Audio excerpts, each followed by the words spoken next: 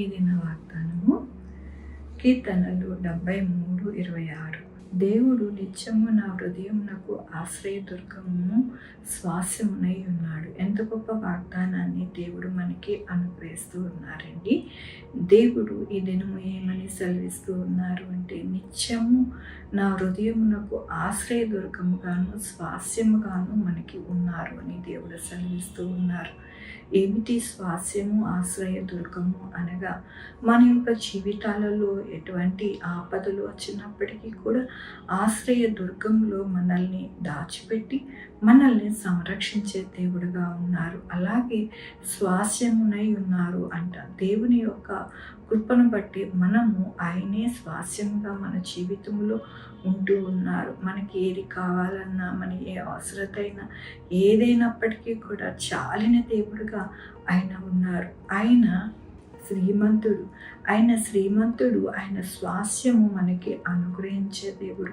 కాబట్టి మన జీవితంలో నిత్యము మన హృదయంలోనికి ఆశ్రయదుర్గముగాను స్వాస్యముగాను ఉన్నారు. కాబట్టి మనము ఎప్పుడు కూడా ఇబ్బంది, బాధ, కష్టము వాటిల్లకుండా మనము ఆయన వైపు చూసినప్పుడు మన జీవితాలలో ఆశ్రయదుర్గముగాను స్వాస్యముగాను ఉంటారని దేవుడు సెలవిస్తూ ఉన్నారు.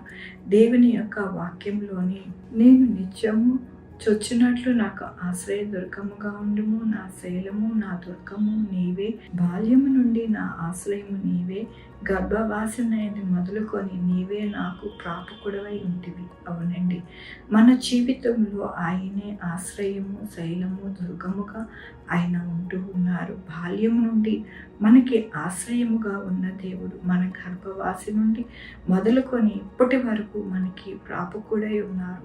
కాబట్టి మన యొక్క జీవితాలలో ఎల్లప్పుడూ కూడా ప్రతిదినము ఇబ్బంది పడుతూ, బాధపడుతూ, కుంగిపోతూ ఉండకూడదని దేవుడు సెలవిస్తూ ఉన్నారు. మన జీవితాలలో ఆశ్రయదుర్గముగా ఉండి, మన యొక్క బాల్యం నుండి మనకి ఆశ్రయదుర్గముగా ఉండి, గర్భము నుండే మనకి ఎంతగానో సంరక్షించే దేవుడుగా ఉన్నారని మనము మర్చిపోకుండా దేవుని యొక్క కృపను మనం వేడుకుంటూ దినదినము మనము ముందుకి సాగాలి. చాలామంది వారి యొక్క జీవితాలలో వారికి ఇల్లు లేదని, అప్పులున్నాయని, వారికి ఉద్యోగాలు లేవని, వారి యొక్క జీవితంలో ఆరోగ్యం లేదని, వారి యొక్క ఇంటిలో మనశ్శాంతి లేదని ఎంతగానో తల్లడిల్లిపోతూ ఉంటారు.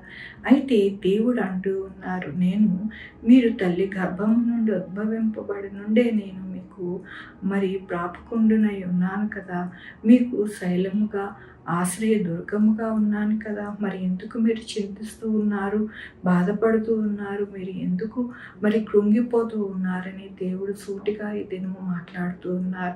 కాబట్టి మనం ఎల్లప్పుడూ కూడా దిగులు చెందకూడదు, బాధపడకూడదు. దేవుడే మనకి సమస్తము అని మనం విశ్వసించి మన యొక్క జీవితము కొనసాగించాలి. అదే మన బిడ్డలకి నేర్పించాలి. అప్పుడే మన బిడ్డలు ఎంతగానో దేవునిలోని సంతోషించి ఉన్నతమైన స్థానంలోకి వెళ్తారని దేవుడి దినమున ఆయన వాక్యముతోనూ వాగ్దానముతోనూ మాట్లాడుతున్నందుకు దేవునికి వందనాలు చెల్లిస్తూ ఉన్నాను. ఈ దినమున పుట్టినరోజు, పెళ్లి రోజు, అనేక శుభదినములు చేసుకుంటున్న వారందరికీ కూడా నిండారుగా శుభాకాంక్షలు తెలియజేస్తూ ఉన్నానండి. మీ జీవితంలో దేవుని యొక్క ఆశీర్వాదము, ఆయన బహుమానము, ఆయన దీవెన మీకు కలుగునుగాక. ప్రార్థించుకుందామండి. యెహోవా దేవా, నా తండ్రి, నా ప్రభువా, నాయన, అవునయ్యా నా ప్రభా, మా యొక్క జీవితంలో ఆశ్రయదుర్గముగా నాయన, నా తండ్రి కేడముగా, నాయన నా తండ్రి పాపకుండగా నాయన మీరు ఉండి సమస్తమును చక్కపరిచి మా యొక్క జీవితాలని నాయన సుఖమయముగా ఉండలాగిన మీరు సహాయం చేస్తున్నారయ్యా. సహాయం చేసినందుకు నాయన మీ కృపను బట్టి నాయన వేడుకొంచున్నానయ్యా. అయ్యా నాయన నా తండ్రి, ఇది నువ్వు పుట్టినరోజు, పెళ్లి రోజు, అనేక శుభదినములు చేసుకుంటున్న వారందరినీ నాయన దీవించండి, ఆశీర్వదించండి. రావాల్సిన బహుమానం వారికి దయచేయండి నా ప్రభా. అలా అలాగే నాయన నా తండ్రి మా కొరకు ప్రార్థించమన్న వారి బిడ్డల భవిష్యత్తును, వారి ఆరోగ్యం, వారి చేపలు, వారి ఉద్యోగములు, అలాగే నాయన వారి వ్యాపారములను చక్కగా నాయన ఉన్నతమైన స్థానంలోకి వెళ్ళడానికి సహాయం చేయండి. Sugar, BP, thyroid, heart problem, kidney problem, AIDS, cancer, నరాలు బలహీనత, పారాసిస్, గ్యాస్ట్రిక్ ట్రబుల్, ప్రతి విధమైన అనారోగ్యాన్ని తీసివేసి స్వస్థపరచండి. స్వస్థపరిచి యెహోవా నేనన్నారు నా ప్రభువా నాయన నా తండ్రి, ఎవరైతే మీ వాక్యం బాగా చదువుకోవాలి, బాగా ప్రార్థన చేసుకోవాలి అనుకుంటున్నారు వారికి మీరు సహాయం చేయండి నాయన. దుష్టుడు వారిని చెదరగొట్టకుండా నాయన మీ కృపతో నాయన వారు మీలోని బలపడడానికి సహాయం చేయమని కోరుకుంటున్నాను. అలాగే నాయన ఎవరికైతే నాయన మరి ఎక్కువగా సిక్కైపోతూ ఉంటారు వారందరినీ కూడా మీరే నా ప్రభు చక్కటి ఆరోగ్యాన్ని అనుగ్రహించండి. నాయన బిడ్డలేని వారి బిడ్డలు దయచేయండి, బిడ్డలకి సుఖమైన కాన్పు దయచేసి తల్లి బిడ్డ క్షేమం ఉండడానికి సహాయం చేయండి.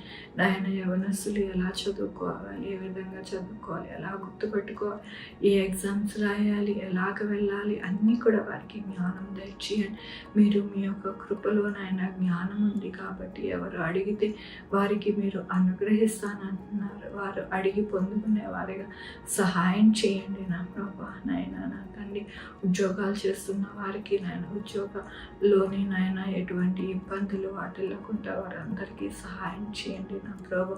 కృప చూపించండి నాయన. వ్యాపారస్తులకి తోడై ఉండండి, డాక్టర్స్కి, నర్సెస్కి, నాయన మెడికల్ స్టాఫ్కి తోడై ఉండి నా ప్రభు. ఆ మనుషులను నాయన నా తండ్రి పేషెంట్లను బాగా చూసి వారికి చక్కటి ట్రీట్మెంట్ ఇవ్వడానికి జ్ఞానం ఇవ్వండి నా ప్రభు.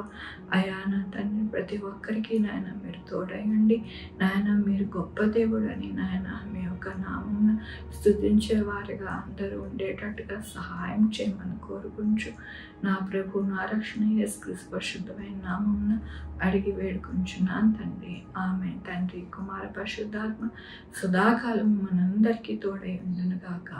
ఆమేన్. God bless you.